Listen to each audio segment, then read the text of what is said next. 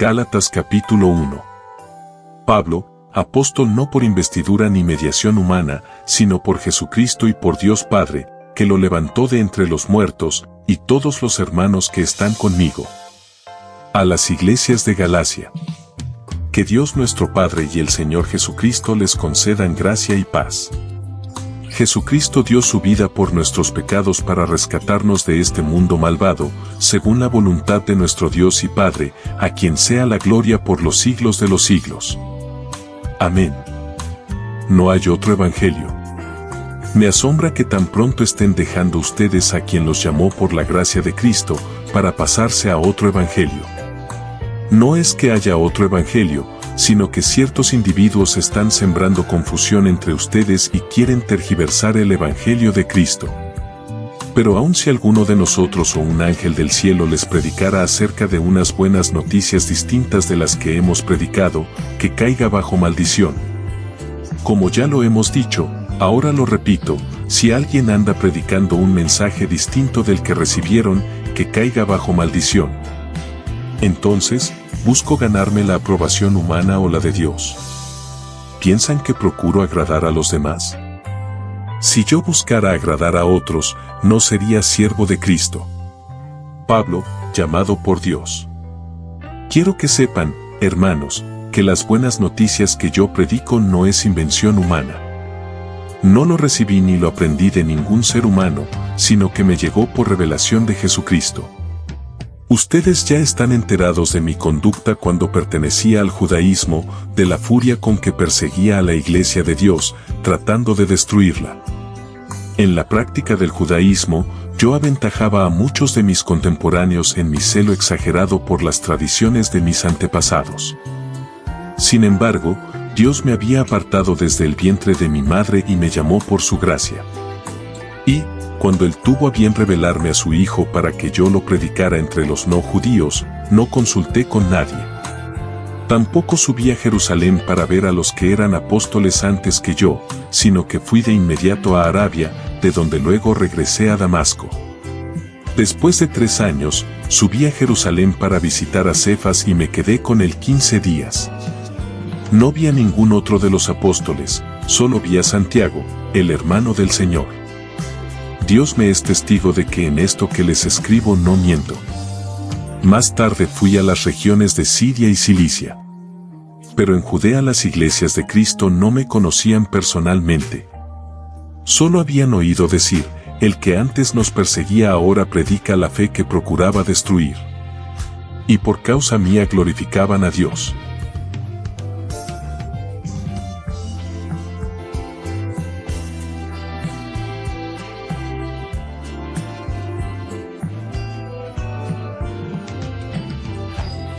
Gálatas capítulo 2.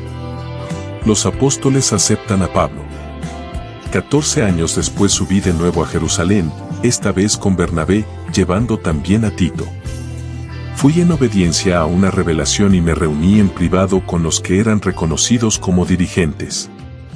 Entonces, expliqué el evangelio que predico entre los no judíos, para que todo mi esfuerzo no fuera en vano. Ahora bien, ni siquiera Tito, que me acompañaba, fue obligado a circuncidarse, aunque era griego. El problema era que algunos falsos hermanos se habían infiltrado entre nosotros para coartar la libertad que tenemos en Cristo Jesús a fin de esclavizarnos. Ni por un momento accedimos a someternos a ellos, pues queríamos que se preservara entre ustedes la verdad del Evangelio. En cuanto a los que eran reconocidos como personas importantes, aunque no me interesa lo que fueran, porque Dios no juzga por las apariencias, esos tales no me impusieron nada nuevo. Al contrario, reconocieron que a mí se me había encomendado predicar el Evangelio a los no judíos, de la misma manera que se le había encomendado a Pedro predicarlo a los judíos. El mismo Dios que facultó a Pedro como apóstol de los judíos me facultó también a mí como apóstol de los no judíos. En efecto, Santiago, Cefas y Juan, que eran considerados columnas, al reconocer la gracia que yo había recibido, nos dieron la mano a Bernabé y a mí en señal de compañerismo, de modo que nosotros fuéramos a los no judíos y ellos a los judíos. Solo nos pidieron que nos acordáramos de los pobres, y eso es precisamente lo que he venido haciendo con esmero. Pablo se opone a Pedro. Pues bien, cuando Cefas fue a Antioquía, le eché en cara su comportamiento condenable. Antes que llegaran algunos de parte de Santiago, él solía comer con los no judíos. Pero cuando aquellos llegaron, comenzó a retraerse y a separarse de los no judíos por temor a los partidarios de la circuncisión. Entonces los demás judíos se le unieron en su hipocresía, y hasta el mismo Bernabé se dejó arrastrar por esa conducta hipócrita. Cuando vi que no actuaban rectamente, como corresponde a la verdad del Evangelio, le dije a Cefas delante de todos: si tú, que eres judío, vives como si no lo fueras, ¿por qué obligas a los no judíos a practicar el judaísmo? Nosotros somos judíos de nacimiento y no pecadores paganos. Sin embargo, al reconocer que nadie es justificado por las obras que demanda la ley, sino por la fe en Jesucristo, también nosotros hemos puesto nuestra fe en Cristo Jesús, para ser justificados por la fe en Él y no por las obras de la ley, porque por estas nadie será justificado.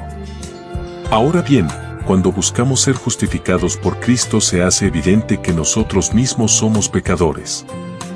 ¿Quiere esto decir que Cristo está al servicio del pecado? De ninguna manera. Si uno vuelve a edificar lo que antes había destruido, se hace transgresor.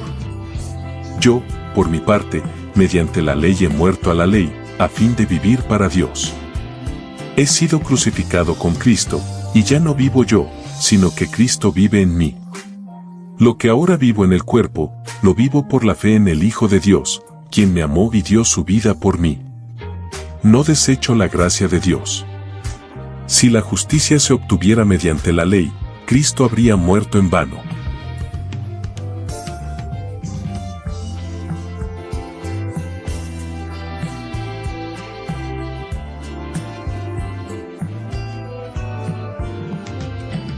Gálatas capítulo 3. La fe o la observancia de la ley. Gálatas torpes. ¿Quién los ha hechizado a ustedes, ante quienes Jesucristo crucificado ha sido presentado tan claramente? Solo quiero que me respondan a esto: ¿recibieron el Espíritu por las obras que demanda la ley o por la fe con que aceptaron el mensaje? ¿Tan torpes son? Después de haber comenzado con el Espíritu, ¿pretenden ahora perfeccionarse con esfuerzos humanos? ¿Han tenido tantas experiencias en vano?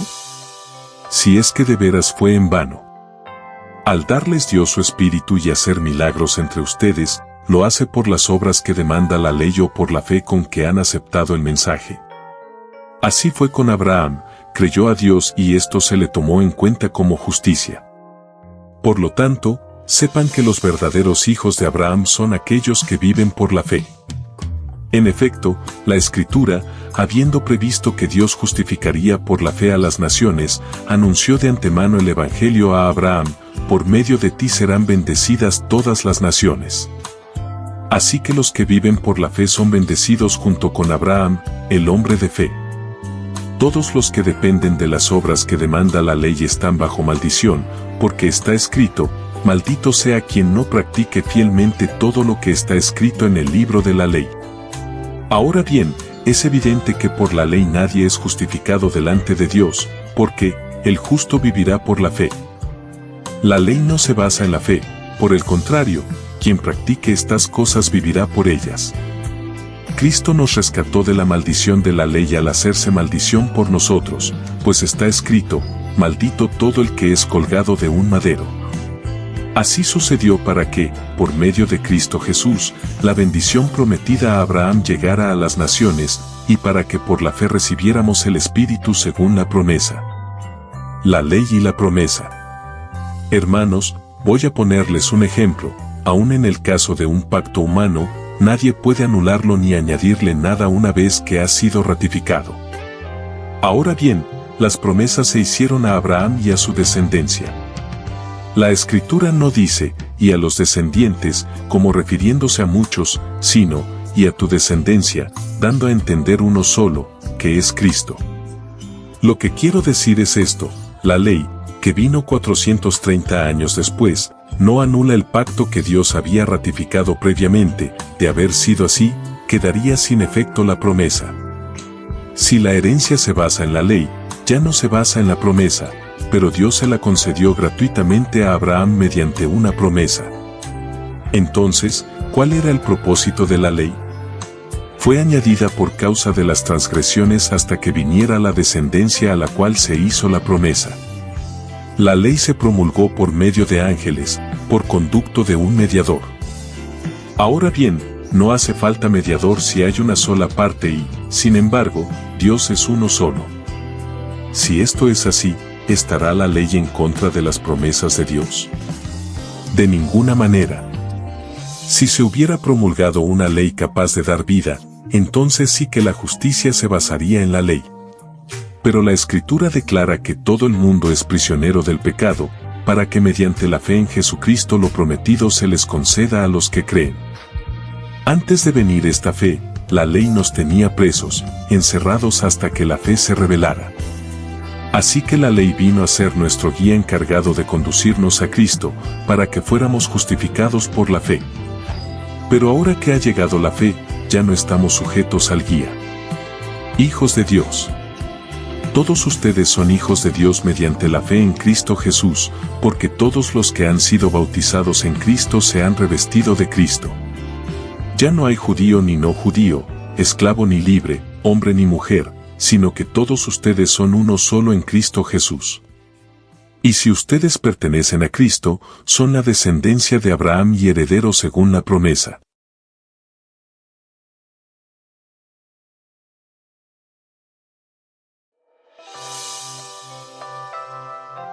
Gálatas capítulo 4. En otras palabras, mientras el heredero es menor de edad, en nada se diferencia de un esclavo, a pesar de ser dueño de todo. Al contrario, está bajo el cuidado de tutores y administradores hasta la fecha fijada por su padre. Así también nosotros, cuando éramos menores, estábamos esclavizados por los principios de este mundo.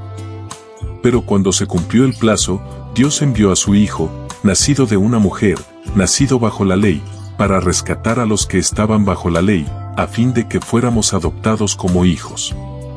Ustedes ya son hijos. Dios ha enviado a nuestros corazones el Espíritu de su Hijo, que clama, Abba, Padre. Así que ya no eres esclavo, sino hijo, y como eres hijo, Dios te ha hecho también heredero. Preocupación de Pablo por los Gálatas. Antes, cuando no conocían a Dios, ustedes eran esclavos de los que en realidad no son dioses. Pero ahora que conocen a Dios, o más bien que Dios los conoce a ustedes, ¿cómo es que quieren regresar a esos principios ineficaces y sin valor? ¿Quieren volver a ser esclavos de ellos?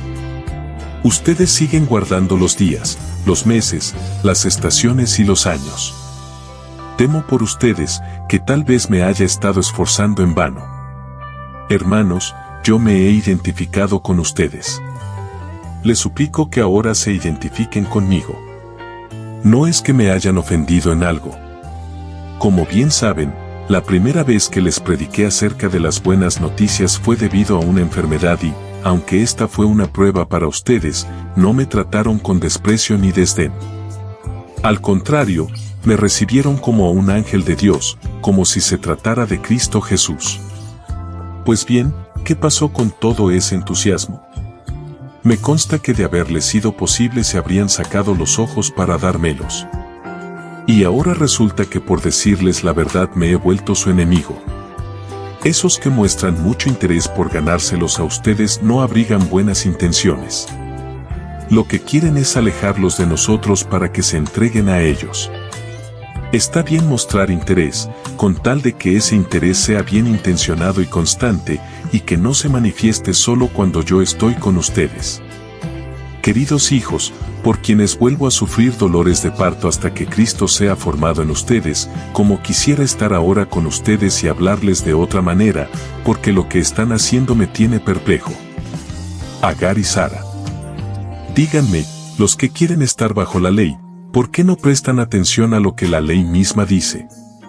¿Acaso no está escrito que Abraham tuvo 2 hijos, uno de la esclava y otro de la libre? El de la esclava nació por decisión humana, pero el de la libre nació en cumplimiento de una promesa. Ese relato puede interpretarse en sentido figurado.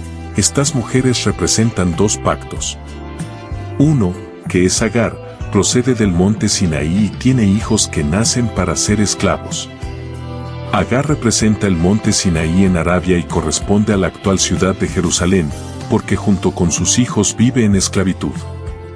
Pero la Jerusalén celestial es libre y esa es nuestra madre. Porque está escrito: tú, mujer estéril, que nunca has dado a luz, grita de alegría. Tú, que nunca tuviste dolores de parto, prorrumpe en gritos de júbilo. Porque más hijos que la casada tendrá la desamparada. Ustedes, hermanos, al igual que Isaac, son hijos por la promesa. Y así como en aquel tiempo el hijo nacido por decisión humana persiguió al hijo nacido por el Espíritu, así también sucede ahora. ¿Pero qué dice la Escritura? Echa de aquí a la esclava y a su hijo. El hijo de la esclava jamás tendrá parte en la herencia con el hijo de la libre. Así que, hermanos, no somos hijos de la esclava, sino de la libre. Gálatas capítulo 5. Libertad en Cristo. Cristo nos libertó para que vivamos en libertad. Por lo tanto, manténganse firmes y no se sometan nuevamente al yugo de esclavitud. Escuchen bien, yo, Pablo, les digo que, si se hacen circuncidar, Cristo no les servirá de nada. De nuevo declaro que todo el que se hace circuncidar está obligado a practicar toda la ley. Aquellos de entre ustedes que tratan de ser justificados por la ley han roto con Cristo, han caído de la gracia. Nosotros, en cambio, por obra del Espíritu y mediante la fe, aguardamos con ansias la justicia que es nuestra esperanza. En Cristo Jesús de nada sirve estar o no estar circuncidados, lo que vale es la fe que actúa mediante el amor. Ustedes estaban corriendo bien. ¿Quién los estorbó para que dejaran de obedecer a la verdad? Tal instigación no puede venir de Dios, que es quien los ha llamado. Un poco de levadura fermenta toda la masa. Yo, por mi parte, tengo confianza en el Señor de que ustedes no pensarán de otra manera.